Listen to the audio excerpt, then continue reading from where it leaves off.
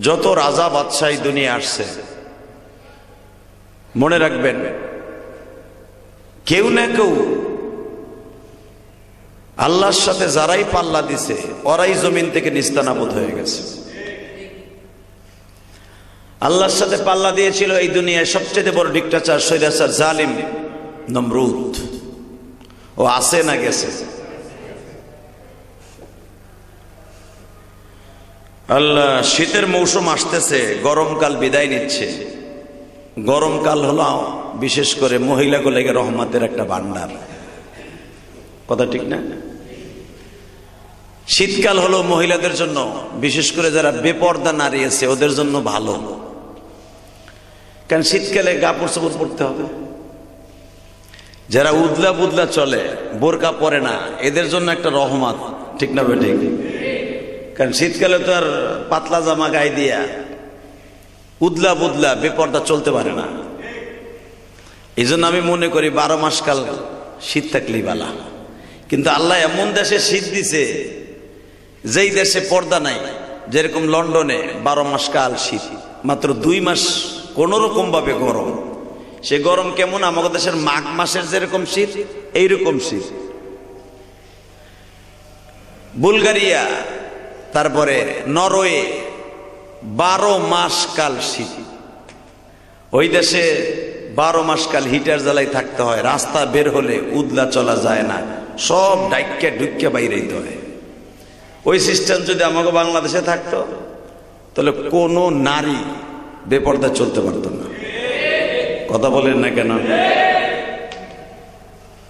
কিন্তু আমাকে দেশটা তো ভাই 6 ঋতুর দেশ, এই ঠান্ডা, এই গরম, এই বৃষ্টি, এই আবার দেখা গেছে শীতকালে ঠাডা ভাঙ্গা জ্বর, কোনো তাল নাই। আল্লাহর রহমত কমে গেছে। তো শীতের মৌসুম আসতেছে, আল্লাহ পাকের শুকর যে বিশেষ করে শীতের মৌসুমটাই আল্লাহর রহমতের মৌসুম। আল্লাহ শীতকালে খাইয়া শান্তি, বইয়া শান্তি, হইয়া শান্তি, সব কিছুতে শান্তি আর শান্তি। এখন কবরে যে শান্তি পাইলে হয়, কথা ঠিক না? কিন্তু মনে রাখবেন কবরওয়ালাদেরও কবরে শান্তি, যদি কবরওয়ালা সেরকম ভাবে তার আত্মীয় স্বজন তার জন্য নেক পার্সেল করতে পারে। এই জন্য বিশ্বনবী মুহাম্মদ রাসূলুল্লাহ সাল্লাল্লাহু আলাইহি ওয়াসাল্লাম বলেছেন, এই মাঝে মাঝে ফ্যান্সার, মাঝে মাঝে ওই কোণার একটা, এই কোণার একটা, মাঝখানে একটা। বিশ্বনবী মুহাম্মদ রাসূলুল্লাহ সাল্লাল্লাহু আলাইহি ওয়াসাল্লাম দোজাহানের বাদশা। আমার নবী যে দোজাহানের বাদশা, এর ভিতরে কোনো সন্দেহ আছে? হ্যাঁ, আমার নবী এমনই একজন বাদশা, এমনই একজন মানুষ ছিলেন যার তুলনা কাফেররা পর্যন্ত দিতে বাধ্য ছিল, যার প্রশংসা কাফেররা পর্যন্ত করত। আবু জেহেল একদিন রাত্রে ঘুমায় না, তাফসীরে দেখলাম আজকে আবু জেহেল রাত্রে ঘুমায় না। তা আবু জেহেলের বিবি জিজ্ঞেস করে, ঘুমাও না কি লেগা? ঘুমায় না কি লেগা তার নিজেও জানি না। তো দেখবেন এই জামানায় আছে, স্বামী যখন না ঘুমায়, বউ যদি তার সন্দেহ করে, জিজ্ঞেস করতে বাধ্য হয়, কি ব্যাপার তুমি ঘুমাও না কা? কোন বিডির চিন্তা করো? কথা কর না কে? না আমি ঘুমাইলে আবার অন্য শরীর লোকে পিটিস পিটিস করবা। তো বারবার জিজ্ঞেস করতেছে, তুমি ঘুমাও না কে? তোমার চরিত্র তো কেমন আছে আমার জানা আছে। তুমি আবুল হেকাম, তোমার নাম ছিল বুদ্ধির বাপ, এখন তোমার নাম হলো আবু জেহেল, মুরুক্ষুর বাপ। সারা দুনিয়ার মানুষ এখন তোমার আবু জাহেল কয়। মুহাম্মদ সাল্লাল্লাহু আলাইহি ওয়াসাল্লাম পৃথিবীর শ্রেষ্ঠ মানুষ, হেও তোমার আবু জেহেল কয়, আল্লাহ তোমার আবু জেহেল কয়, তুমি মুরুক্ষুর বাপ। অতএব তোমার এখানে কোনো ভেজাল আছে, তুমি ঘুমাও না কেন? আবু জেহেল কয়, দেখ বেশি পেশাল পারবি না, ঘুম আসতেছে না, ঘুমাইতেছি না, তুই ঘুমা। না তুমি ঘুমাও না, আমার জানতে হবে। কয় তোর হাত পাও ধরে বলছি, বেশি ডিস্টার্ব করিস না। রাজনীতিবিদ মানুষ, মক্কার নেতা মানুষ, বিভিন্ন টেনশন আমার মাথায় থাকে, এই জন্য ঘুমাই না। মনে রাখবেন সারা দুনিয়ার কেউ আপনারা না চিনলেও আপনার বউ আপনারা চিনে। কথা কর না কেন?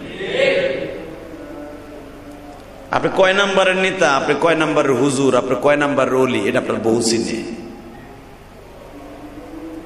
তো বারবার জিজ্ঞেস করতেছে, তুমি যে কোন ধারণার নেতা আমার তো জানা আছে, তুমি ঘুমাও না কাতাই কো?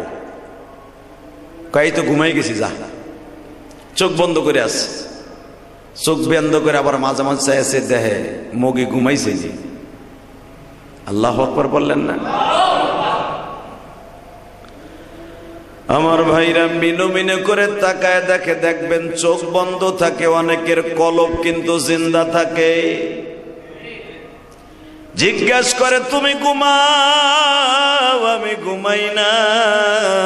কেন ঘুমাই না জানোনি? কিন্তু বলতে পারছি না। ঘুমাই না যে কে আমি বলতে পারতাছি না। একটু মিনু মিনু করে তাকায় দেখে, না এখন আমার বউ চোখ বুঝছে। বউ আবার সেই রকম, শয়তানের বউ তো শয়তানি দেয়। হেও চিন্তা করে দেখি মগাটা কি করে, হেও ঘুমের বাম ধরছে, চোখ বুঝে রয়েছে। তা আবু জেহেল দেখে বউ খুব চোখ বোঝা। তা আবু জেহেল হাত দিয়া ইশারা দিয়ে দেখে যে ঠিক ঘুমাইছে নাকি নি, দেখে আর লড়ে সরে ধরে না। আবু জেহেল আস্তে করে কালো একটা চাদর মুড়ি দিয়া আস্তে আস্তে সাপা মারোয়া পাহাড়ের মাঝখান দিয়ে রওনা দিয়েছে। বউ বলতেছে, দেহি না মগায় যায় কই। হেও পিছনে পিছনে পাস লইছে। সেও আবার অন্য কোয়ালিটির, জীবনে বোরকা পরে না, আজকে বোরকা পড়ছে যেন আমার আবু জেহেলে চিনতে না পারে। আল্লাহ পিছনে পিছনে যাইতে যাইতে যায় দেখে আল্লাহর পয়গম্বর মুহাম্মদ রাসূলুল্লাহ সাল্লাল্লাহু আলাইহি সাল্লাম কোরআন শরীফ পড়তেছে নামাজের মধ্যে। আবু জেহেল আস্তে করে জাবালে সাফার পাশে বইয়া বইয়া কাইতে কম্বল মুড়ে দিয়ে আমার নবীর কোরআন তেলাওয়াত চলতেছে। আবু জেহেলের বউ তো বোরকা পরা, ও আবার ডাবল কম্বল লয়ে গেছে। ও একটা বিছাইছে আর একটা মুড়া দিয়া, আবু জেহেলে ওখানে, হে ওইখানে, দুজন কোরআন শরীফ শুনতেছে। কোরআন শরীফ শুনতে শুনতে শুনতে শুনতে ঘুমায় গেছে গা। আমার নবীর নামাজ শেষ, বাসায় গেছে। ঘুম থেকে উঠে দেয় সূর্যের তাপ কপালের উপরে লাগছে। দুজন লাভ দিয়েছে, কিরে তুই কে? তুমি কে? তুই আইলি কোন সময়? তুমি যখন আইছো তখন আইছি। কেউ যেন না দেখে দৌড় মার। তা আবু জেহেলের বউ কম্বল একটা নিচে ভয় আর একটা থুয়ে দৌড় মারছে। তো যখন কম্বল একটা থুয়ে দৌড় মারছে, কিন্তু মনে রাখবেন আবু জেহেল তার আগের সপ্তাহে বলে দিয়েছিল মুহাম্মাদের কোরআন শরীফ শোনার জন্য কেউ যেন হেরেমের ভিতরে না আসে। কিন্তু আজকের নেতা আর নেতার বউই সবার আগে আইছে। তো আবু জেহেলের বাড়ির যে কম্বল, এটা আবার উতবা চিনতো, সাহেবা চিনতো যে এটা নেতার বাড়ির কম্বল, চামড়ার কম্বল। কম্বলটা লইয়া আবু জেহেলের বাড়িতে গেছে, ড্যান ড্যান করতে করতে, কেউ নেতা তুমি না গত সপ্তাহে বলে দিলা কেউ যাবা না, তা তোমার বোর কম্বল অনেকে বলে তোর কাছে মাফ চাই, কারো কাছে বলিস না। বিশ্বাস কর, আমার জীবনের সবচাইতে বড় ঘুমের ঔষধ হয়ে গেছে মুহাম্মাদের কোরআন তেলাওয়াত। আরো জোরে বলেন, আরো জোরে। চেষ্টা করছিলাম দেখি কোরআন শরীফ না শুনে ঘুমানো যায় কিনা, কিন্তু বহুত চেষ্টা করছি, 3 রাত চেষ্টা করছি, পারি নাই। কিন্তু মুহাম্মাদের কোরআন শরীফ শুনতে শুনতে যে কখন ঘুমায় গেছে নিজেও জানি না, গুমডা ফেলা বয়ে গেছে। কিন্তু শোন, আম মানুষের জন্য নিষেধ করে দিছি, আমরা নেতারা ঠিকই যাবো, নেতারা যাবো, কিন্তু জনগণ যেন না আসতে পারে।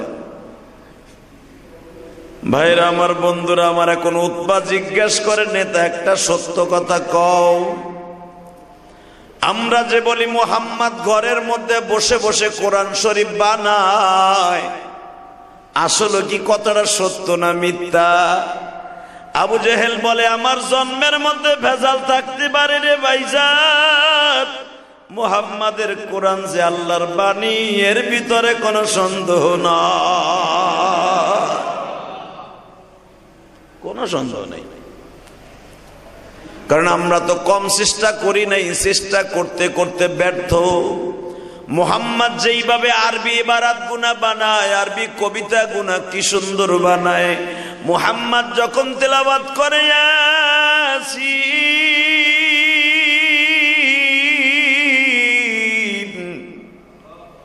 তাহা মিম আলিফ লাম রা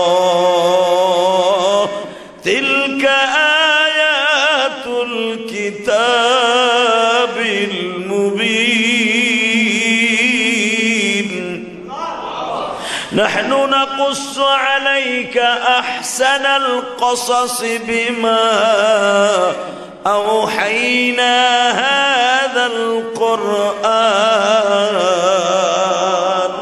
وإن كنت من قبله لمن الغافلين দেখছো কি সুন্দর কথা কয় আলিফ লাম রা তিলকা আয়াতুল কিতাবিল মুবিন নাহনু নাকুসসু আলাইকা আহসানাল কসাস কোরআনে যে কথাগুলো আল্লাহ বলে সব সত্য আলহামদুলিল্লাহ বলেন ওয়া ইন কুনতা মিন ক্বাবলিহি লামিনাল গাফিলিন যারা মূর্খ আবু জেহেল ও বুঝে না আবু জেহেল মানে মূর্খের বাপ যে ও বুঝে না দেখছো কি কইছে ওয়া ইন কুনতা মিন ক্বাবলিহি লামিনাল গাফিলিন যে মূর্খ গাফেল যে পথভ্রষ্ট ও বুঝে না সবাই বুঝে সুবহানাল্লাহ কইলেন না কি সুন্দর মোহাম্মদ আমাগো কথার জবাব কোরআন শরীফ দিয়ে দিয়ে দেয় তা আসলে বুঝে আসে না এটা আসলে মোহাম্মদের বানানো কালাম না হাদা লাইসা কালামুল বাশার এটা মানুষ রচিত না এটা ডাইরেক্ট আল্লাহ প্রদত্ত আরো জোরে কোন আরো জোরে এই শীতকালে তো শয়তানে বেশি দূরে কারণ কি জানেন চোখে ঘুম ঘুম ভাব আসে মসজিদে আসার পরে যদি মনে করবেন আপনার ঘুম আসছে তাহলে মনে করবেন শয়তানরে পকেটে লই আইছেন এই জন্য মাঝে মাঝে এই দোয়াটা পড়বেন বলেন লা হাওলা জোরে পড়েন লা হাওলা আওয়াজ বাড়াতো বেটা লা হাওলা ওয়ালা কুওয়াতা ইল্লা বিল্লাহ এটা মাঝে মাঝে পড়লে আর ঘুমাইব না আল্লাহ তো বিশ্বনবী মুহাম্মদ রাসূলুল্লাহ সাল্লাল্লাহু আলাইহি ওয়াসাল্লাম যে পৃথিবীর শ্রেষ্ঠ মহামানব তার কালাম যে পৃথিবীর শ্রেষ্ঠ এর ভিতরে কোনো সন্দেহ নাই কথা ঠিক না বেঠিক মনে রাখতে হবে বেঈমানরা এটা জানতো মুহাম্মদ আমাদের মধ্যে সবচাইতে বড় একটা খারাপ মানুষ কিন্তু খারাপ মানুষ জানার পরও তার কাছ থেকে কালাম না শোনার পরে কোরআন শরীফ না শুনলে ঘুম আসতো না আর আমরা মুসলমানের বলা কোরআন শরীফের কথা শুনলে আমাদের মাথার মধ্যে কুত্তা পাগলা কুত্তা কামড়ায় এমন লোক আছে না নাই জোরে বলেন না কেন বাংলাদেশে এমনও লোক আছে মাদ্রাসা তালবে ইলমগুলো রাস্তায় দেখলে ওর ভিতরে মনে হয় বেমরুল পোকা কামড় দিছে ও দাড়ি টুপিওয়ালা দেখলে ওর মনে হয় ওরে কুত্তা কামড়াইছে পাগলা কুত্তার মতো ক্রিটিসাইজ করা শুরু করে ওই দেখো এগুলো মানুষটি এরাই বেজাল করছে হালাকি ওই বদমাইশে ডাক দিয়ে জিজ্ঞেস করেন চারটে কালেমা ঠিক মতো পড়ো তো ও কেন ওর দাদাও পারবো না কথা কর না কেন ওই হারামিটা চারটে কালেমাও পারে না খায় বিড়ি ওর গালের থেকে পাড়ার মুতের গন্ধ এই বিড়ি করে গালের থেকে আতরে গেরান কয়নি বিশ্বাস নয় ওর মুখ নিয়ে দেখেন কিরম দেখো না জানেন তা যার কাছ থেকে এত দুর্গন্ধ আসে ওর কাছে ফেরেশতা কেমনে তাই হেই দেখবেন বয়ে বয়ে কিন্তু ওই তালবে ইলমটারে ক্রিটিসাইজ করে এরাই তো দেশটারে খাইলো কথা কর না কেন জোরে কর আরো জোরে এটা যদি এই যুগের না আমার নবী রাস্তা দিয়ে হাঁটলেও আবু জেহেল বলতো ওই যে মুহাম্মাদের গোষ্ঠী যায় ওই যে মোল্লার গোষ্ঠী যায় ঠিক আল্লাহ পাক কোরআনে যখন নাজেল করলেন ও নবী আপনারা আবু বকর ওমর ওসমান আপনি যখন রাস্তা দিয়ে যান আপনারা ক্রিটিসাইজ করে কথা কয় আপনি কি জানেন নবী আমার বলে এটা আমি যাবো কেমনে আমি কি গায়েব জানিনি আমি কি জানি যে আমার ক্রিটিসাইজ করে কথা কয় তখন আমার আল্লাহ বলে নবী মনে রাখবেন যারা আপনাকে ক্রিটিসাইজ করে কথা বলবে আমি রব মৃত্যুর সময় ওর চোখ দুইটা টেরা বানায় দিব আমার নবী বলে আল্লাহ টেরা কারে কয় নবী আপনি জানবেন না কখন যে ওর আমলের খাতা আমি বন্ধ করে দিছি ও নিজেও জানে না ওর আমলের খাতা বন্ধ করে দিয়া নবী ওর যত আমল আছে সবগুলা যে ব্যক্তির সমালোচনা করছে তার দিকে ডাইভার্ট করে দিলাম। এর কয়টা আছে কোরআন শরীফের আয়াত, আল্লাহু আকবার জোরে বলতে পারলেন না? এই জন্য মনে রাখবেন, রাসূল সাল্লাল্লাহু আলাইহি ওয়াসাল্লাম যখন রাস্তা দিয়ে যাইতেন, হুজুরের চাচা, আপন চাচা আবু লাহাব, সে বলতো, কিরে ভাতিজা, তোরা তো কেউ ভালো সয়ে দেয় না, সবাই তোরে দিয়ে ক্রিটিসাইজ করে, আমাকে মান সম্মানের ব্যাপার, বেড়া তোরে জন্ম দিয়ে আমরা ভুল করছি, যদি আগে জানতাম যে তুই আমাকে মান সম্মান খাবি, তাহলে তোর মা যখন মারা গেছে 6 বছর বয়সে গলা টিপকা মেরে নিতাম। আমার নবী মুখটা বন্ধ করে কয়, চাচা আমারে মাইরে ফেলতেন, এই কথাটা এখন কইতেছেন, কিন্তু এমন একদিন আইব চাচা আমারে দেখার লাইগা পাগল হয়ে যাবেন। তা আবু লাহাব কইতো, ওই দিনটা যেন আমার জীবনে না আসে যে আমি তোর লেগে পাগল হই। কথা বোঝেন নাই? ওই দিনটা যেন আমার জীবনে না আসে যে আমি তোর লেগে পাগল হই। ঠিক কোরআন শরীফের মধ্যে আসছে, আবু লাহাব যেদিন অসুস্থ হয়ে যায়, ওরে প্যারালাইজড হয়ে যায়, প্যারালাইজ, আমার নবীর বরদোয়ায় ওর শরীরের অঙ্গ প্রত্যঙ্গ সব অকার্য হয়ে যায়, সব সব পয়সা পয়সা গলা শুরু করে দিছে বিছানার সাথে। আবু লাহাবের বউ ওইটারও আল্লাহ ধরছে, দোনোজন পয়সা পয়সা গোস্ত গুলা, ক্যান্সার এমন ভাবে হয়ে গেল, ডায়াবেটিস এমন ভাবে হয়ে গেল, হঠাৎ করে আবু জাহেলের শরীরের পছন্দ হলো, পচতে পচতে পচতে আবু জাহেলের শরীর, আবু লাহাবের শরীরটা খেতার সাথে বিছনা চাদরের সাথে লাইগা যাইতো গা। যেরকম ভাবে আমি আপনাদের সহজে বুঝাই, মাছ যখন তেলে কড়াইতে দিয়ে আপনারা ভাজেন, তৈল যদি না থাকে, তৈল যখন শুকায় যায় দেখবেন মাছটার চামড়াটা কিন্তু কড়াইতে লাগে যায়, তখন খুইসা উড়ানো যায় না। কথা ঠিক না বেঠিক? ঠিক আবু লাহাবের শরীরটা এরকম ভাবে খেতার সাথে লাগে থাকতো, পয়সা উঠতো না। আল্লাহ, তো আমার নবী চাচারে দেখতে গেছে, দিলটা নরম করবেন, চাচারে দেখতে গেছে, চাচার মাথায় হাত দিয়ে দেহে, চাচার মাথায় যেন ডলা দিছে, ডলা দিয়ে দেখেন নবীর হাতের সাথে চাচার চামড়া গুলো উঠাইয়া পড়ছে, মানে শরীরে এমন পছন্দ ধরছে। আমার নবী ওই পচা গোশতের উপরে চাচার কপালে চুমা দিছে। আরো জোরে কই, আরো জোরে, আরো জোরে।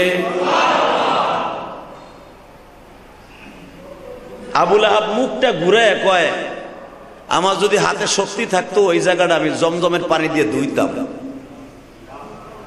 নাউজুবিল্লাহ, দুবারে যে খাওয়ার পরে কইয়েন, এখন কবেন কে? এই মুসলমানের পোলা, মানুষের কপাল পুড়লে এমনই পড়ে। কথা ঠিক না বেঠিক?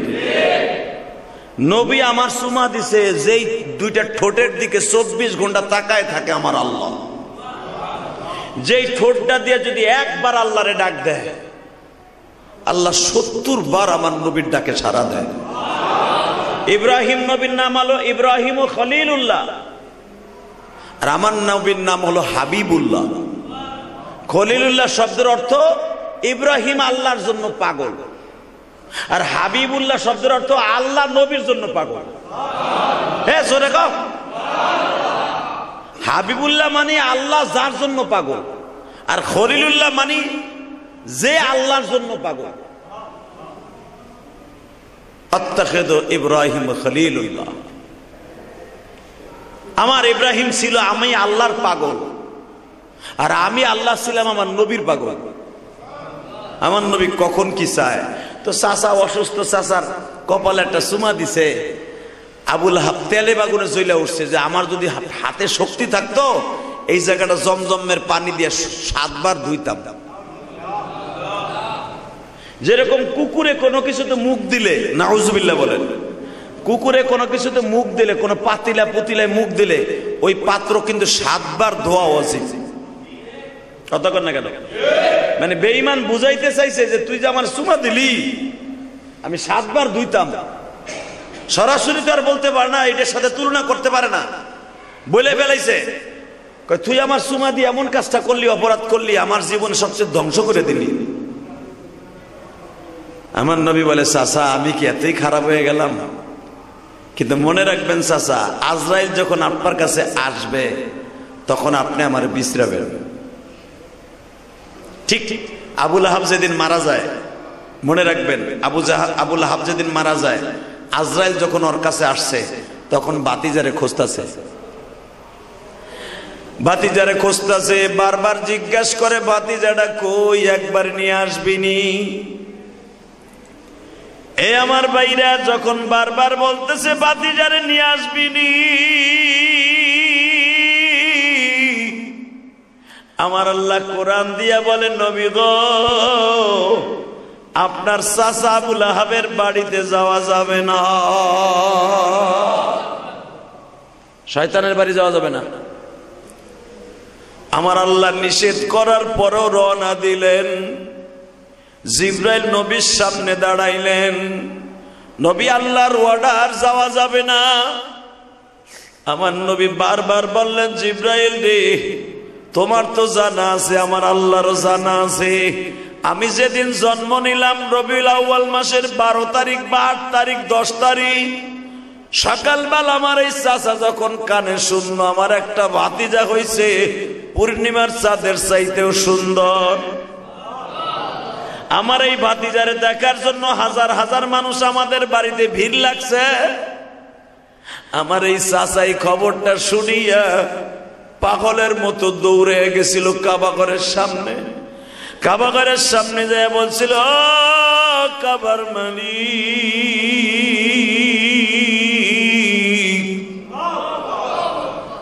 আমার একটা বংশের প্রদীপ হইছে কিন্তু ওর বাবা না।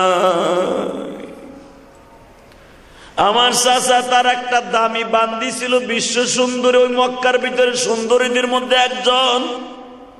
ওই বান্দিটারে আজাদ করে দিয়া বলছিল, তুই আমার মুহাম্মদ রে, আমার ভাতিজারে দুধ খাওয়াবি, আমি তোর আজাদ করে দিলাম।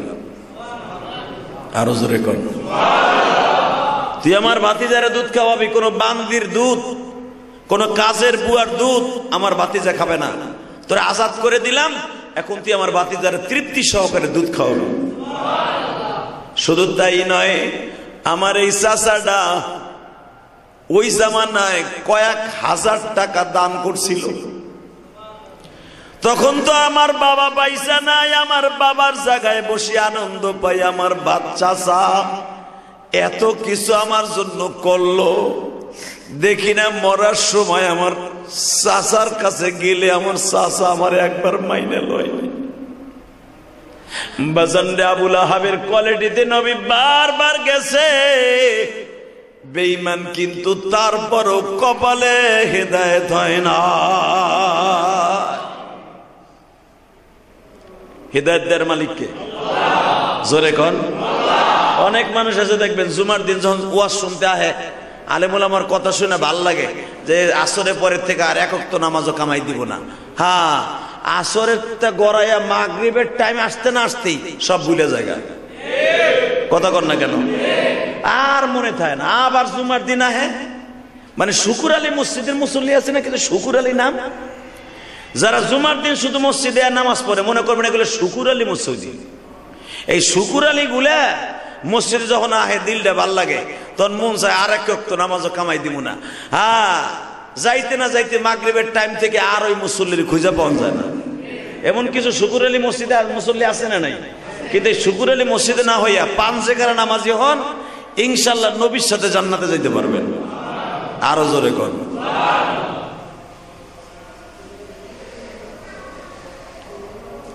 আমার বিশ্ব নবী দেখলেন আবু জেহেলের মতো যতগুলা কাট্টা শয়তান আছে সবগুলো আমার বিরোধিতা করে ঠিকই, কিন্তু আবার আমার কোরআন শরীফ না আসল না ঘুমায় না।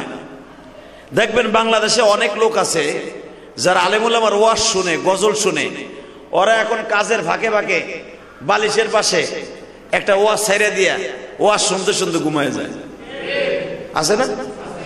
আবার কিছু কিছু আছে উনি হিন্দি গান না শুনলে ওনার ঘুমায় না, কথা কর না কেন?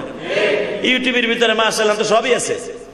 ঘুমানোর আগে দেহে এখন তো ইয়ারফোন দিয়া শোনে, কানের মধ্যে দিয়া মাশাআল্লাহ গান শুনতে শুনতে শুনতে শুনতে ঘুমায় যায়।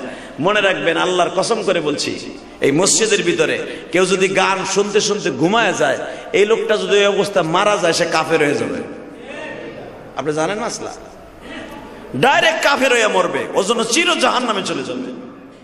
আর কেউ যদি ওয়াজ শুনতে শুনতে ঘুমায় যায়, কোরআন তেলাওয়াত শুনতে শুনতে ঘুমায় যায়, ওই লোকটার যদি আজরাইল ঘুমের মধ্যে স্ট্রোক করে লয়ে যায়, ওই লোকটাকে কবরে যাওয়ার সাথে সাথে নাজাতের রাস্তা খুলে যাবে। কি মনে করলেন আপনি? জিন্দেগির এই লাইফ স্টাইলটা অত্যন্ত দামি জিনিস। এই 60 বছর 70 বছরের জীবনটা অনেক দামি জিনিস। আমরা যদি দামি কাজে ব্যবহার করি, দামি হয়ে যাবে। আর যদি নিজের এই লাইফটাকে খারাপ ভাবে ইউজ করি, অবশ্যই আমার এই জিন্দেগিটা খারাপ ভাবে চলে যাবে।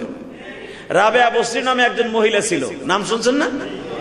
কি আপনার স্বাস্থ্য বোন রাবেয়া? হ্যাঁ, আপনার খালাতো বোনের নাম হতো রাবেয়া।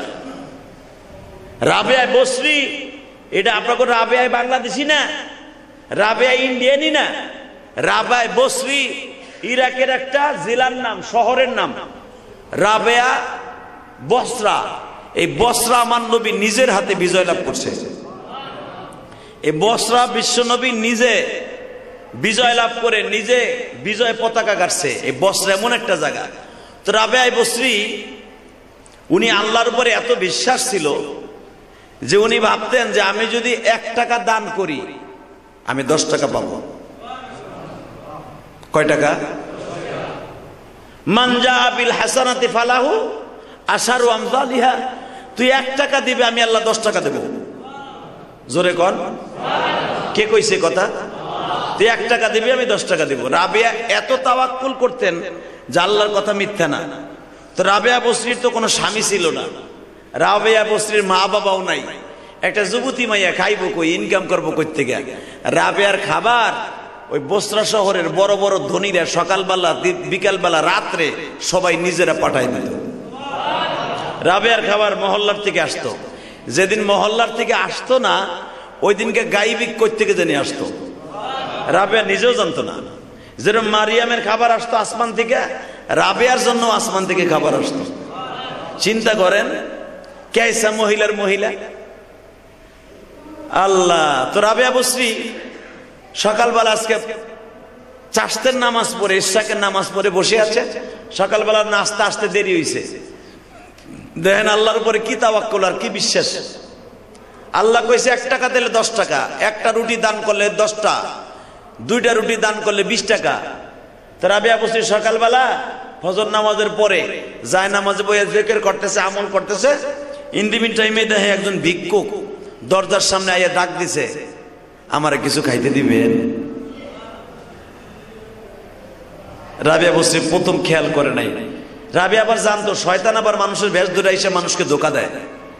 3 বার যখন বলছে আমারে কিছু খাইতে দিবেন, রাবেয়া জানলাটা খুলে দেখে মহিলার কণ্ঠ। মারহাবা বলেন। মহিলার কণ্ঠ শুনে রাবেয়া বলে, তোমার কয়টা রুটি লাগবো? কয় আমি একটা খামু, আর একটা আমার অসুস্থ স্বামীর জন্য লয়ে যাব। রাবেয়া বলে, আমার কাছে আছে 2টা রুটি। ঠিক আছে, যাও আপনি নিয়ে যান। 2টা রুটি ওই ভিক্ষুক মহিলারে দিয়ে দিছে। আল্লাহ, এবার আওয়াজ দিয়েন, 2টা রুটি দিয়া রাবেয়া এখন খাইব কি? তবে রাবেয়ার জানা আছে আমি 2 রুটি দিছি, আমার লেগে 20টা আইব। কয়টা? জোরে কন, আরো জোরে। আমি 2টা দান করছি, আমি 20টা পাবো। এটা রাবেয়ার বিশ্বাস, কোরআন শরীফের কথা। একটা দিবা 10টা পাইবা। রাবেয়া বসরি দেখে 11টা বাজে যায়, নাস্তা আহে না। আহে না কে? তাহলে বোঝা গেল আল্লাহ মনে আমার ইবাদতে রাজি না। হঠাৎ করে দেখে দরজার উপরে নক করছে।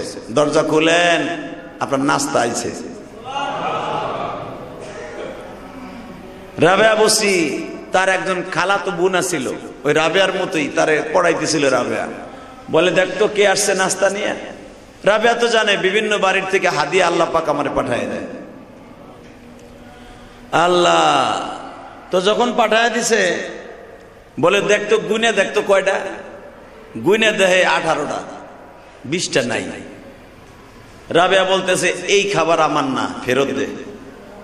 সুবহানাল্লাহ কোন, এটা আমার খাবার না, ফেরত দিয়ে দিছে।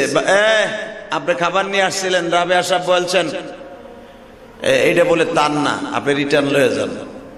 লয়ে যায় কয় আপনার রাবেয়ারে দিছিলেন, আপনার খাবার নেয় নাই, আপনার খাবারে মনে ভেজাল আছে।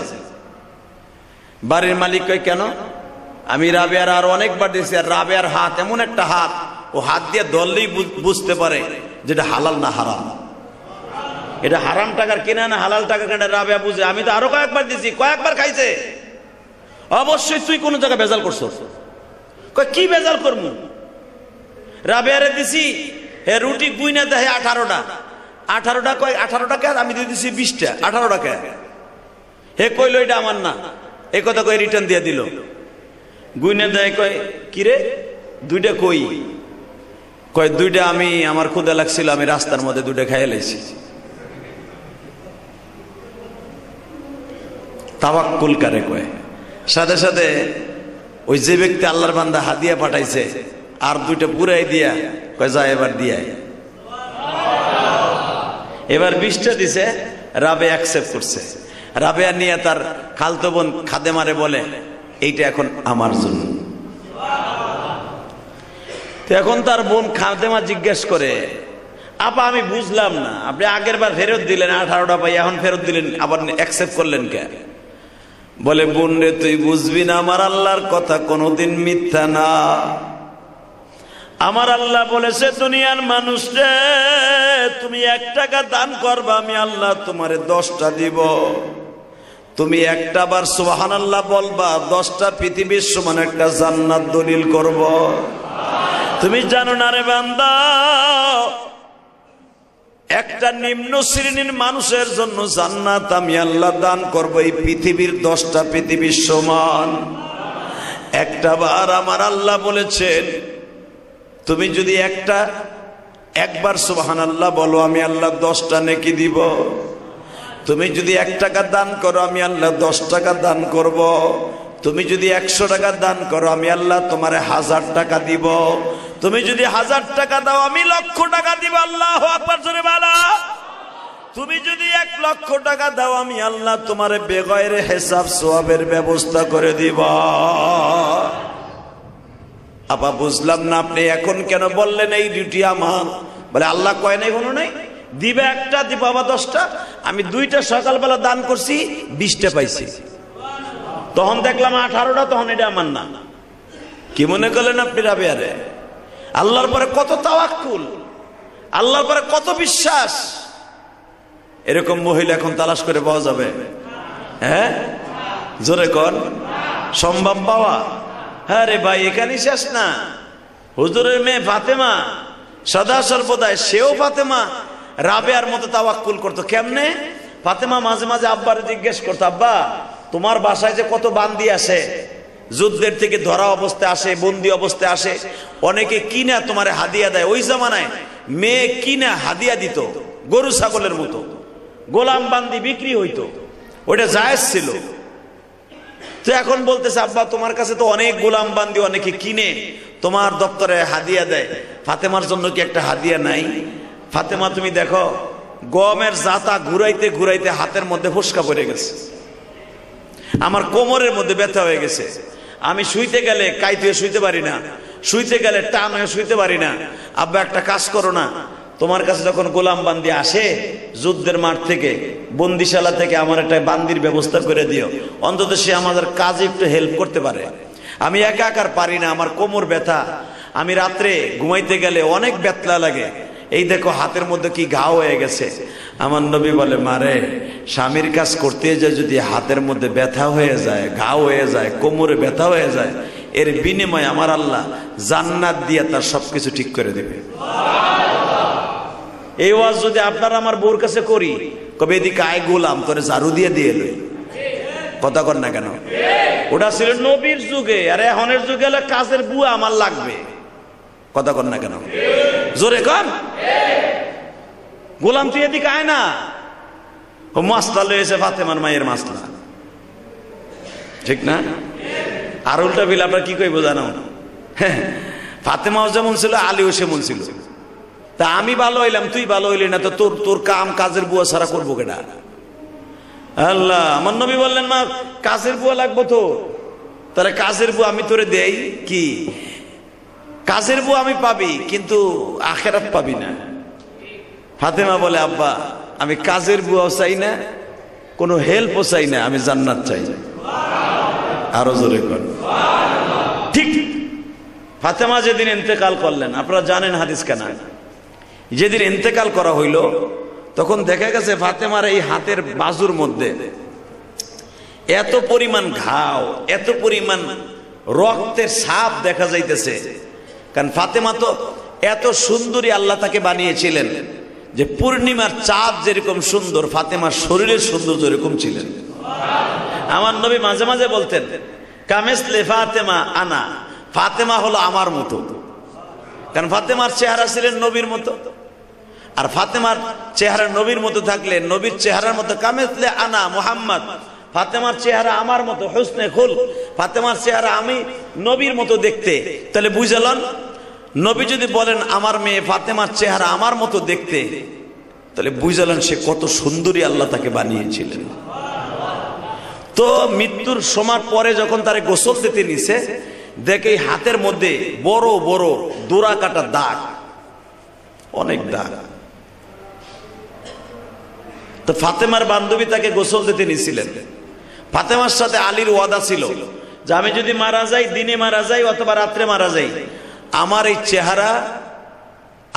চেহারা আমার মা ছাড়া, অর্থাৎ আমার মা যে কয়জন বাইসে আছে, তখনও তো নবীর 11 জন বিবি বাইসে, 9 জন বিবি জীবিত। আলহামদুলিল্লাহ বলেন। নবীর 9 জন বিবি একসাথে জীবিত, 11 জন বিবির মধ্যে 2 জন কেবল মারা গেছে। আমার 9 জন মা ছাড়া আমার চেহারা যেন আর কাউকে দেখার না হয়। এবং আমি ইন্তেকালের পরে আমারে তুমি চাদর দিয়ে ঢেকে রাখবা, ওই চাদর উঠাইবা না, ওই চাদর সহ আমারে কবরস্থানে লয়ে যাবা। এবং আমার জানাজায় কোনো পুরুষ ডাক দিবা না।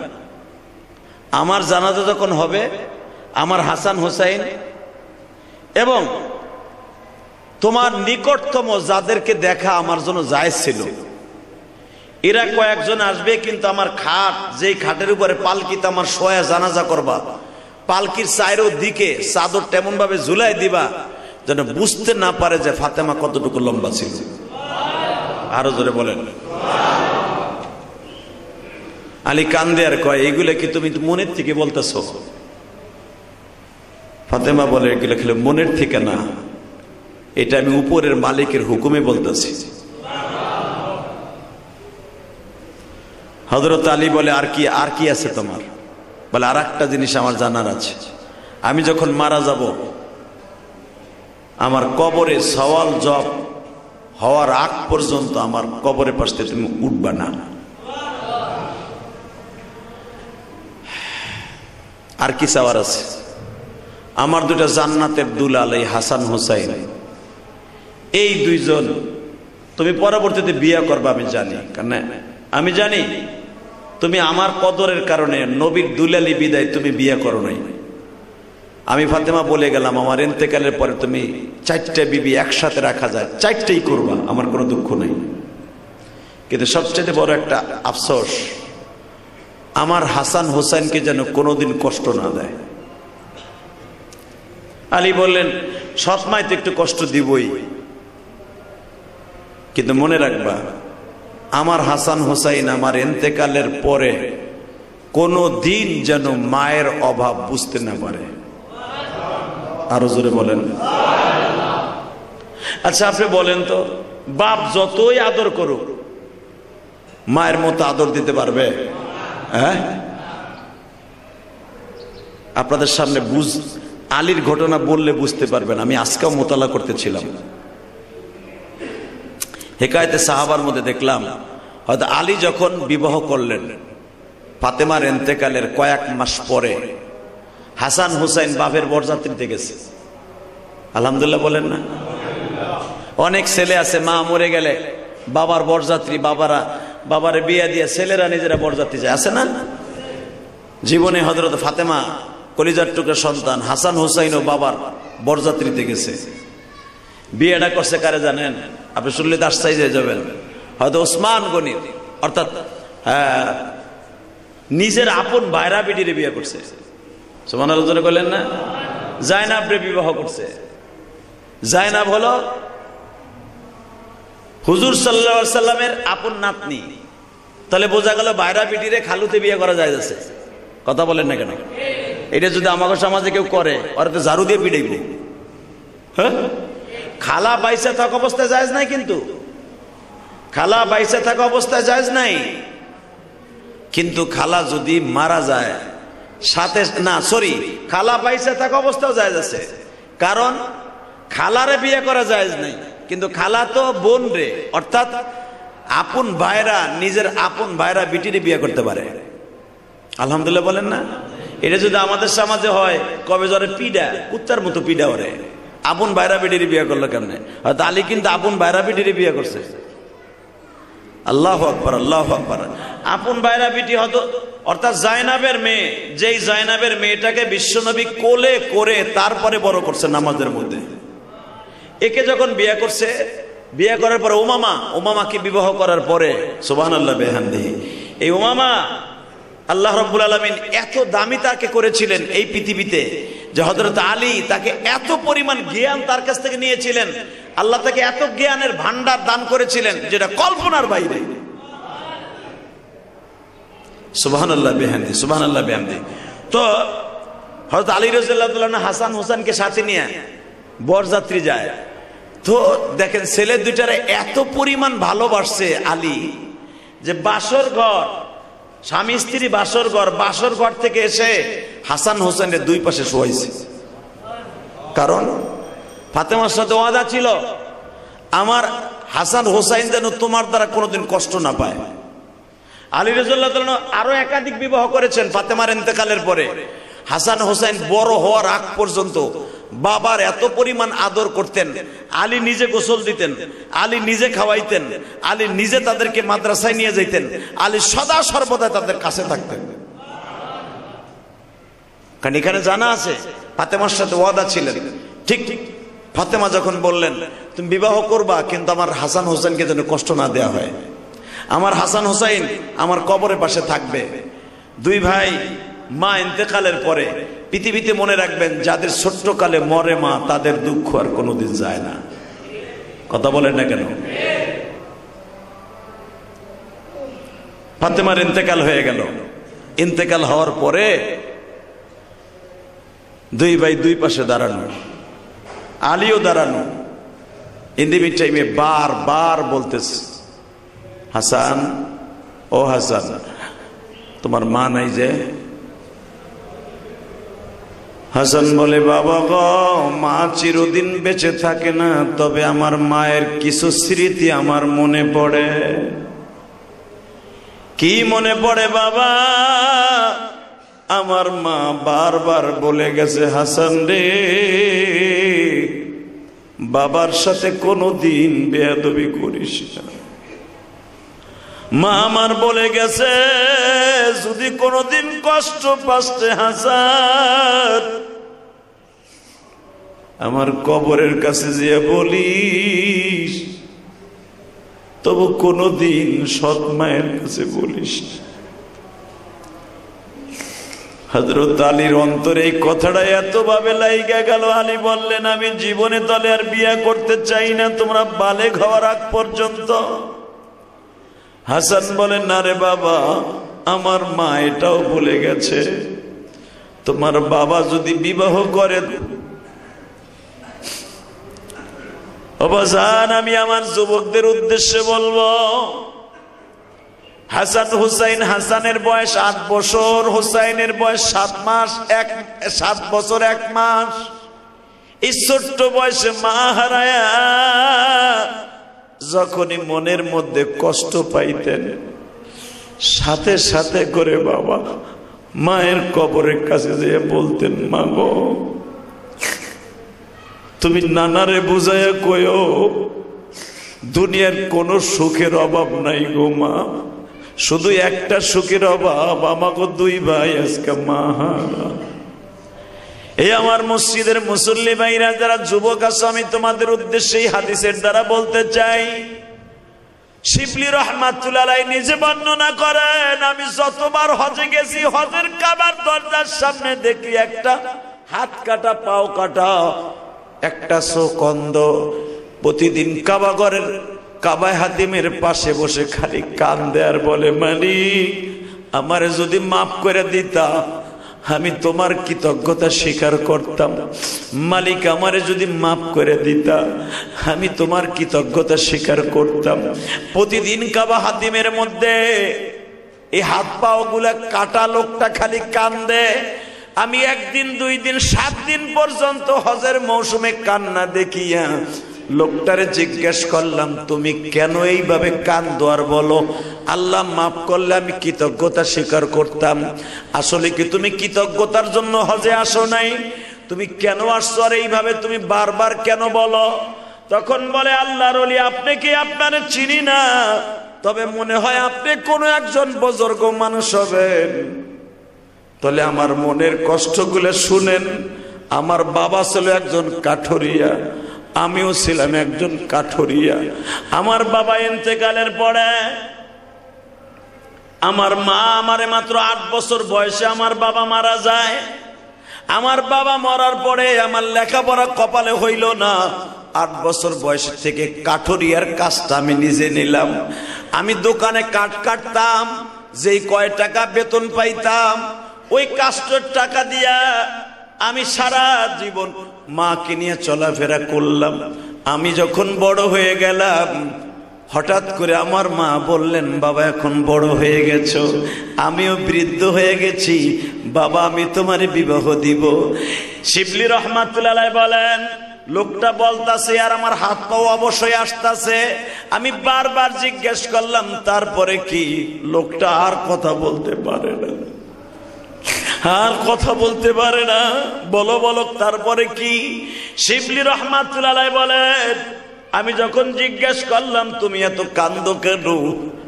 হুজুর দেখতেছেন হাত পাও গুলা নষ্ট কেন জানেননি? আমি যখন বিবাহ করলাম পরমা সুন্দরী ছিল আমার বিবিটা। আমার মায়ের সাথে বনিবনাত হয় নাই। আমার মাকে প্রতিদিন টর্চারিং করতো, আমি জানতাম না। আমি কাঠ কাটার জন্য দোকানে চলে গেলাম, কাঠ ফাড়ার জন্য দোকানে চলে গেলাম, কোঠাল দিয়ে কাঠ কাটতাছি। আমি আমার বিবিরে বলে গেছিলাম, তুমি বোরকাটা পরে আমার জন্য খাবার লয়ে যাইও। সকালের নাস্তা নিয়ে গেল না, দুপুরে নিয়ে গেল না। আমি বিকেল বেলা আসরের নামাজ পড়ে যখন বাজারের থেকে বেতন লইয়া চাউল ডাল নিয়ে আসতেছিলাম, বিবিরে জিজ্ঞেস করলাম, সকালবেলা খাবার লইয়া গেলি না, দুপুরে নিয়ে গেলি না, আমি তো একটা মানুষ। আমার বিবি আমার শয়তানের ধোঁকা বুঝাই দিল। আমারে বলতেছে, তোমার মা সারাদিন আমার সাথে ঝগড়া করছে, তোমার মায়ের কারণে আমি যাই নাই। হুজুর আমার মনের মধ্যে রাগ। আমার মা বারবার আমার বিবির ডিস্টার্ব করে। আমি সন্ধ্যার সময় যায় দেখি আমার জনম দুঃখিনী মা কাষ্ঠ জ্বালাইয়া একটা পাতিলার মধ্যে করে আগুন পোহাইতেছে। আগুনের সাজালের মধ্যে বসে আমার মা আগুন পোহাইতেছে। আমি রাগ মেজাজে যাই এমন জোরে মার কোমরের উপরে লাথি মারলাম।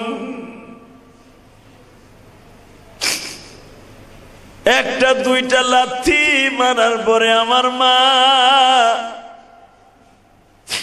ওই আগুনের পাতিলার মধ্যে পড়িয়ে গেল।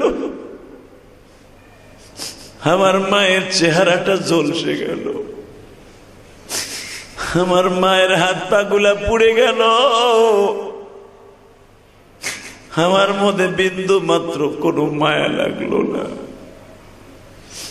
আমার মা 2 সপ্তাহ পর্যন্ত আগুনে পুড়িয়ার পরে 2 সপ্তাহ পরে আমার মা ভুক্তি ভুক্তি দুনিয়া ছাইরা চলে গেল। হুজুর আমি জানতাম না এটা আমার মায়ের সাথে বেয়াদবি কত পর্যায়ে। আমি রাগের ছুটে আমার মায়ের কাছে গেলাম না। মা আমার দুনিয়ার থেকে বিদায় নিয়ে চলে গেল। মা বিদায় নেওয়ার সময় বলে গেছিল, মালিক যেই পাও দিয়ে আমার ও লাথি মারছে এই পাপ দুইটা যেন দুনিয়ার থেকেও না লইয়া যাইতে পারে গো। হুজুর আমি জিদ্দের ছোটে মার ঘরের কাছেও যাই নাই। আমার মা ইন্তেকালের পরে হঠাৎ করে আমার কুড়ালের আঘাত আমার পায়ে লাগিয়া যায়। 1 মাসের মাথায় আমার পাও দুইটা পচিয়া যায় গো। এই হাত দিয়া মায়ের থাপ্পড় মারছিলাম, হাত দুইটাও পচিয়া যায়।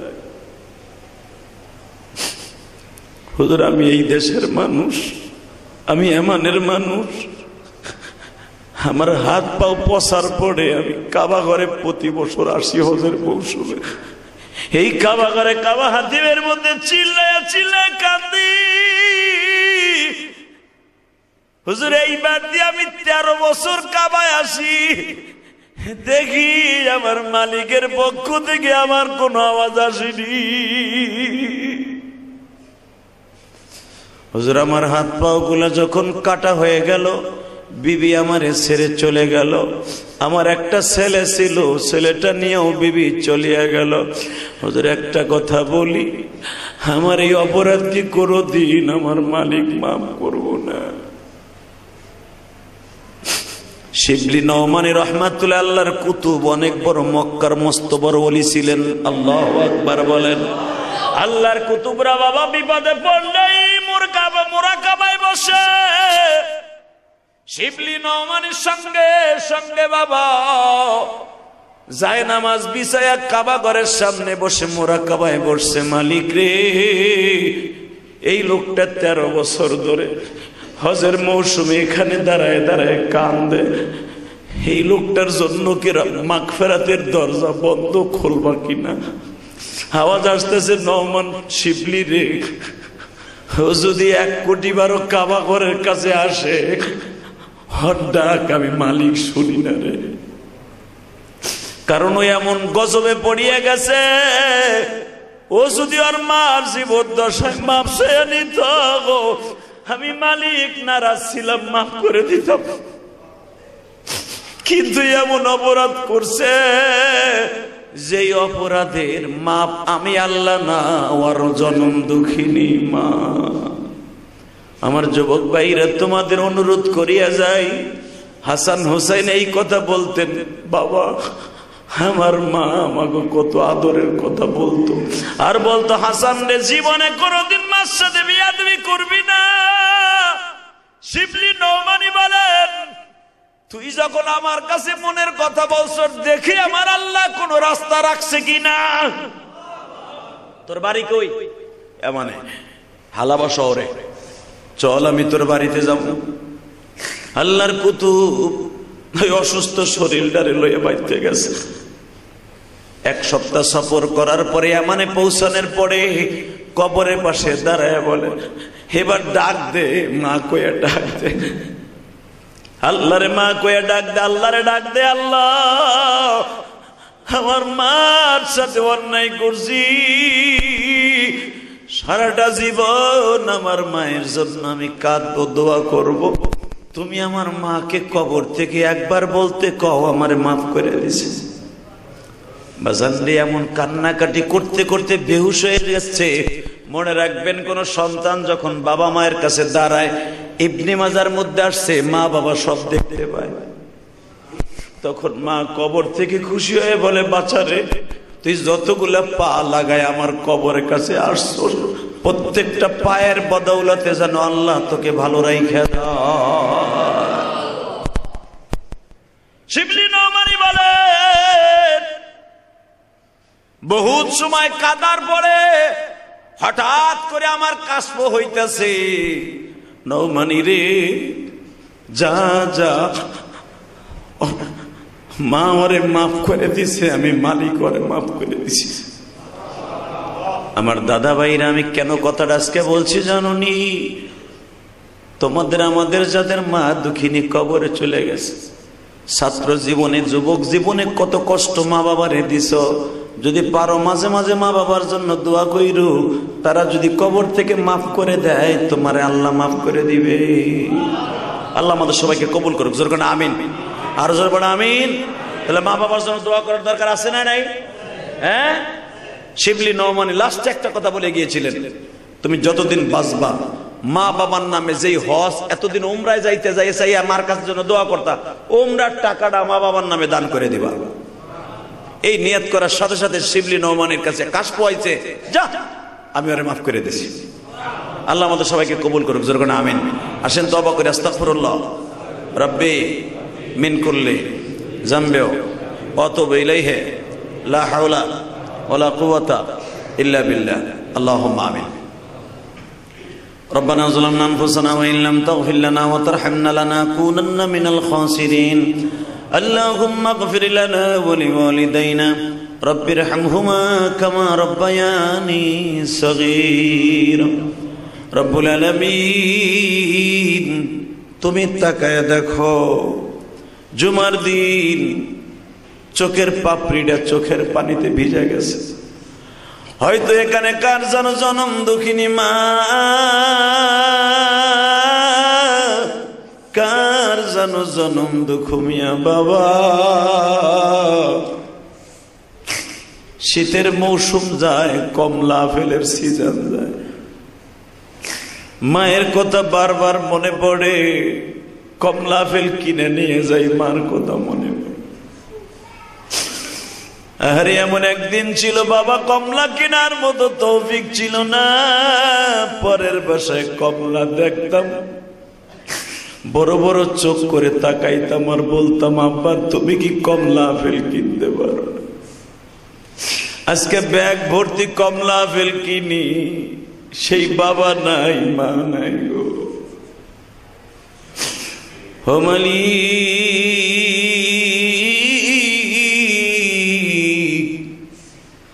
তুমি রহমতের নজরে তাকায় দেখো, তোমার পাগলগুলি কান্দে, মনে মনে ভাবে আজকে আমি টাকার মালিক, আমার বাবা মা আজকে দুনিয়ায় নাই,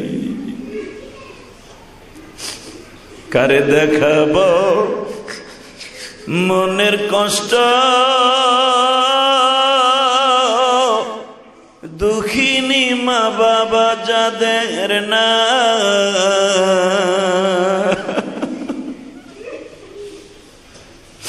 তাদের মতো দুঃখ মেয়া ত্রিভুবনে নাই। মা বলিয়া ডাক দিলে গো আল্লাহ খুশি হয়,